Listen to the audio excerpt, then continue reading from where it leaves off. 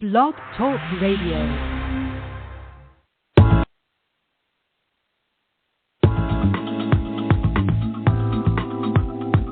Get ready for success. Leadership Strategies for Women is a show dedicated to providing practical and valuable strategies for emerging women leaders of today. It's your time to get inspired, motivated, and challenged to achieve your vision for success. And now, here's leadership speaker and coach, Ellie Nieves. Hello and welcome to Leadership Strategies for Women Radio. My name is Ellie Nieves and I'm a women's leadership speaker and coach. I'm also the founder and president of Leadership Strategies for Women. I present seminars and webinars for companies, organizations, and associations that want to develop their emerging leaders into effective managers and executives. I also coach women who want to achieve more both personally and professionally. Through my speaking and coaching programs, I help individuals and organizations to develop leadership skills and set strategic goals that will help them to achieve their vision for success. To learn more, please visit my website at leadershipstrategiesforwomen.com. And our guest is Raleigh Mayer, who is also known as the Gravitas Guru. Raleigh is principal of Raleigh Mayer Consulting, and she's an executive presence advisor and coach, as well as a speaker who specializes in communication, presentation, and leadership development. She's currently a senior fellow at the Logos Institute for Crisis Management and Executive Leadership and on the faculty of Barnard College's newly created Athena Center for Women's Leadership. A frequent lecturer at Columbia University's Master in Business Administration program, Raleigh has served as a coach for New York University's Stern School of Business and has been an adjunct professor of marketing and management at NYU for more than 15 years. Raleigh has counseled and trained scores of business executives serving a wide variety of enterprises, including financial, technology, law, nonprofit, and public interest groups. Raleigh, welcome to the show. Thanks so much, Ellie. Delighted to talk with you. So, Raleigh, you have quite an impressive background. Can you share a little bit more about yourself other than what I've shared in your bio? Ellie, I'd be delighted. My background is what I like to refer to as a checkered past that ended in championship. I started out as an English major with a theater concentration at the bucolic Middlebury College in Vermont, and I came back to New York City where I was born thinking that I would ultimately end up in a career in journalism, fashion publishing. Those were my goals. And interestingly, like many people, my career path changed considerably when I took the first job I was offered, which happened to be with the New York City Marathon. I signed on as their assistant director of event logistics back in the 1980s, and I ended up having 3 incredible careers in one building for the New York City Marathon organization. I began with event management. I then segued into managing the membership magazine and editorial publication, and then ultimately was tapped to head the public affairs and public relations function, which allowed me to serve as the spokesperson for the New York City Marathon for several years and handle all the press operations, community relations, and event publicity, which was a fascinating adventure. Every day was different, and it led to all the things I do today. Wow, what great leadership trajectory. So I'm assuming that you faced some challenges getting to where you are now. So have you experienced 3 challenges that you can share with our listeners that you've experienced striving to attain your personal career goals? Absolutely. When I made the transition from organizational life to independent consulting, there were 3 things that I really needed to learn and focus on every day. One is the need to sell, promote, and advocate for oneself, and that's really true for everyone, especially women, whether they're internal with an organization or corporation or whether they're independent like me. The second thing is to understand the difference between social relationships and business relationships. In other words, it's terrific to make friends, but are you driving business? Are you marketing yourself? Do you have a business agenda an objective, what I like to call a role and goal for every meeting and interaction, which is not to say you can't make friends and have fun, but if that's your driving motivation, you may miss a lot of opportunity along the way, and you also won't be communicating optimally either.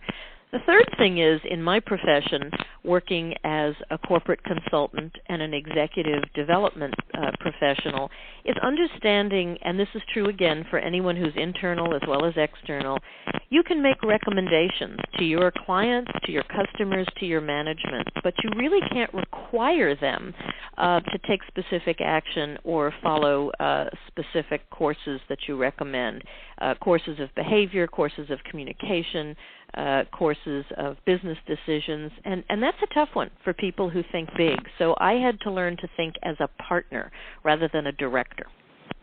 Wow, that's really great advice. So over time, you've earned the title of the Gravitas Guru. What led you to developing this expertise in executive presence? Well, it was a number of things, Ellie. First of all, in my previous role as spokesperson and head of public affairs for the New York City Marathon, every aspect of that position caused me and allowed me to focus very specifically on messaging and packaging in terms of both communication and personal presence. Also what I call now powerful presence, precise communication, and positive reputation and relationship management. And one of the things that led to in my current incarnation is to note that women, not exclusively, but women as group, tend to have trouble understanding how to marry their technical skills and talents with some theatrical or social packaging, that it's very much about the externals and how they portray or how they enhance your internals, meaning it isn't all about the content. And there's a very well-established formula that I use in almost all of my business coaching consulting interactions, which is this: 55, 35, and 10%. And what those numbers add up to, I'm sure you know this from your work with our mutual colleague, Fred Garcia, are how we make impressions, how people make judgments about us, how people's opinions are formed. And 55% in any given interaction is going to be visual. 35% is going to be tonal, meaning how we come across vocally. Again, not the content, that's the 10%, but how our voices carry, how they engage, entertain, or bore, or intimidate or alienate people. And that's a big thing for anybody to grasp, and women especially, sometimes because we are the minority in a professional setting, sometimes we are new to a certain leadership level, and sometimes because our emotions can get the better of us. We need to really be aware of that packaging, the visuals, the vocals, before we can effectively deliver content. Love that, love that. It reminded me of the movie Iron Lady and how the main character had to develop her vocal skills before she would be taken seriously before the legislature. So I think that's an excellent example. That's correct. And, you know, for those who say this isn't fair, well, maybe it isn't. But most of the professional landscapes, whether that's corporate, governmental, organizational, have been created and established by men. So until we get further along in business history, we're going to need to some degree to adapt to the tribe, as I like to say, and to take advantage of opportunities to be strategic, to experiment, to get practice, or to get some guidance in terms of coaching, training, or coursework to expand our toolkit and then customize to the particular audience or circumstance to give ourselves the optimal success opportunities. That's great. So, Raleigh, you wrote a great article called or titled Getting to Gravitas. And in that article, you emphasized how important it is for women to develop executive presence. So you gave us a really great formula for why that is. But ultimately, what do you think really pulls it all together for a woman? Well, you really have to have all those three components working for you. So number one, you've got to be smart and you've got to have the skills. But for women specifically, we need to learn as a group to take risks more, to experiment with different behaviors, to really stretch the boundaries of what's comfortable for us. And this is something that men often learn, women too, but mostly men as a population often learn either on the sports field or in the military to go for a goal, look at an end result, rather than worrying too much or getting bogged down too much in procedurals or details or concern with feelings and personal relationship management. That's not to say you shouldn't be friends, allies, partners with your colleagues and customers and clients, but you should look at an end result rather than a process. And also mastering emotion, because women are emotional creatures. There's lots of neuroscience that points to the fact, even though we're all on a spectrum, if you will, in terms of style and personality, but women as a group tend to be more emotional. We tend to feel more intensely. We tend to be much more intuitive and perceptive. And interestingly, there's some new research out there, very fascinating stuff. It's called the Athena Doctrine. It's a new book that's been published that says going forward into the next century, business success is going to require the engagement and the leveraging of those more typically female skills, the empathy, the intuition,